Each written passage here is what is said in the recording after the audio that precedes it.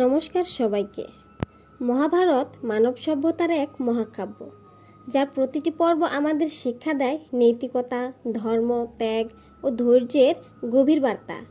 এর তৃতীয় পর্ব অরণ্য পর্ব বিশেষ তাৎপর্যপূর্ণ।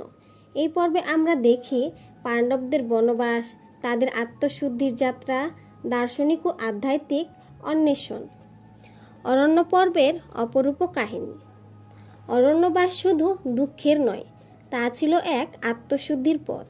পাণ্ডবরা অরণ্যে ঘুরে বেরিয়েছেন বহু তীর্থে, যেখানে তারা অর্জন করেছেন ধর্ম, জ্ঞান ও দেবতার আশীর্বাদ।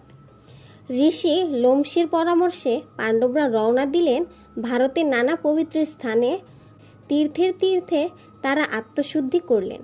প্রতিটি স্থানে তারা পিতৃতর্পণ, দান, ব্রাহ্মণ সেবা ও দেবপূজায় লিপ্ত ছিলেন। এই যাত্রায় তাদের আত্মা আরও শক্তিশালী হয় এবং অর্জুনের অন্তর্জগতে জাগ্রত হয় দেবোত্তম শক্তির স্পর্শ। কিন্তু এই যাত্রা ছিল না বিপদহীন। একের পর এক ভয়ঙ্কর রাক্ষস বাধা হয়ে দাঁড়ায়। প্রথমেই পাণ্ডবরা যুদ্ধ করেন কিমির নামক এক রাক্ষসের সঙ্গে। এই তীর্থযাত্রা ও রাক্ষসবধের মধ্যে দিয়ে পাণ্ডবদের ধর্ম, শক্তি ও সহিংসতা পূর্ণতা পায়।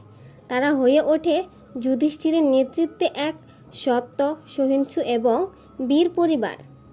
মহাভারতের অরণ্য পর্ব কেবল বনবাস নয়, তা ছিল আত্মজয়ের, তপস্যার এবং মহত্বের এক অধ্যায়।